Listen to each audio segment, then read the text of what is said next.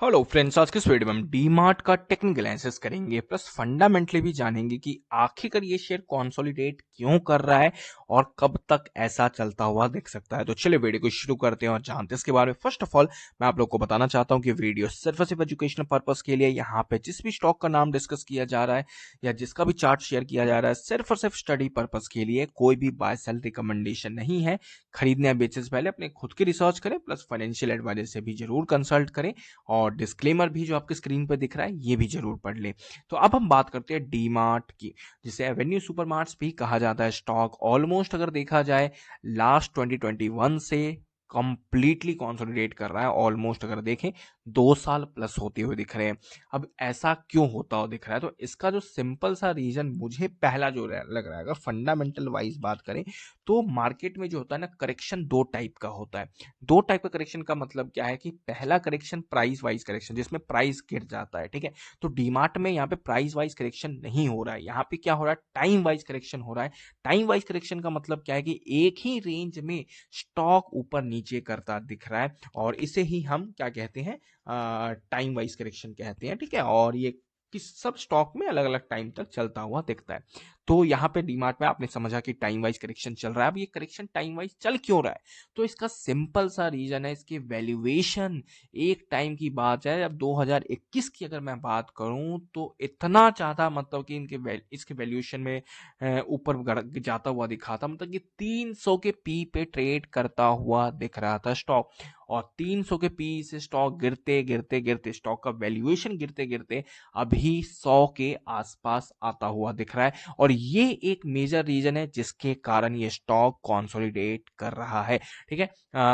Earnings बढ़ रही हैं लेकिन तब भी स्टॉक मूव नहीं कर रहा है। इसका यही रीजन है कि प्राइस टू अर्निंग रेशियो काफी ऊपर है और इसे ही मार्केट कहीं ना कहीं एडजस्ट करने की कोशिश कर रही है, ठीक है। तो ये चीज आप लोग जरूर ध्यान में रखें। प्रॉफिट एंड लॉस स्टेटमेंट भी अगर आप जाके देखोगे, ट्रेलिंग 12 मंथ्स का जो सेल्स चल रहा है वो 48,656 करोड़ का चल रहा है। एंड वहीं अगर हम प्रॉफिटेबिलिटी की बात करें, 2433 करोड़ का प्रॉफिट चल रहा है। तो लाइफ टाइम हाई प्रॉफिट है, लाइफ टाइम हाई सेल्स है, लेकिन तब भी स्टॉक परफॉर्म नहीं कर रहा है। उसका एक ही सिंपल सा रीजन है कि स्टॉक के वैल्यूएशन काफी ज्यादा हाई थे और मार्केट उसे एडजस्ट करने की कोशिश कर रही है। लेकिन अब डाउट आता है कि ये कब तक कंसोलिडेट करेगा।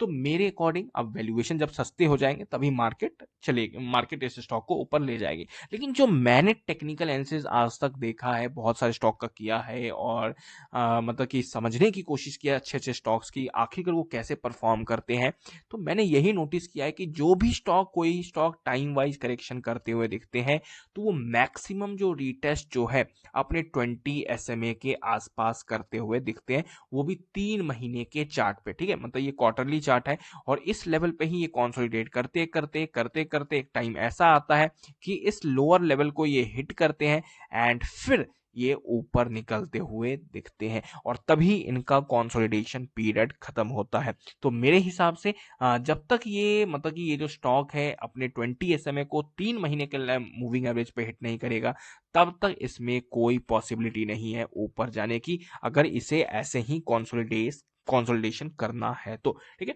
बहुत सारे लॉट्स ऑफ एग्जांपल्स हैं, जैसे हिंदुस्तान यूनिलीवर का चार्ट है, आप जाके चेकआउट कर सकते हो क्या होता हुआ दिखा है उस शेयर में और फिर पुल बैक आता हुआ दिख रहा है। आप जाके चेकआउट कर सकते हो कोलपाल का चार्ट है हमारे पास, क्या होता हुआ दिखा है, ठीक है। आप जाके गोदरेज कंज्यूमर प्रोडक्ट्स का चेकआउट कर सकते हो चार्ट, आज से 2-3 साल पहले उस स्टॉक का क्या हाल था और आज आखिरकार कहां पे पहुंचता हुआ दिख रहा है और वो कहां तक गिरता हुआ दिखा था। एक टाइम की बात है मारिको भी सेम कंडीशन में था, स्टॉक कंटिन्यूअसली गिरता हुआ दिख रहा था। क्या रीजन था उसका भी आप चार्ट जाके चेकआउट करो, 2020 के आसपास की बात है, ठीक है। तो सब में मैंने यही पैटर्न नोटिस करने की कोशिश की और ये कहीं ना कहीं मार्केट लीडर है, काफी अच्छे हैं, प्रॉफिटेबल कंपनी है, काफी अच्छा मार्जिन है, ठीक है। लेकिन ये सब भी गिर रहे थे, कंसोलिडेट कर रहे थे और इनका जो मैक्सिमम रीटेस्ट पॉइंट था वो था 3 महीने का 20 SMA का एवरेज। तो मुझे यही लग रहा है कि मैक्सिमम जो इसमें रीटेस्ट होगा, अगर इसे रिवर्सल ले लेना है ठीक है, तो वो है 3 महीने का 20 एसएमए, और जिस दिन ये हिट कर देगा उसी दिन ये फिर हो सकता है करेक्शन ओवर हो जाए, टाइम वाइज करेक्शन ओवर हो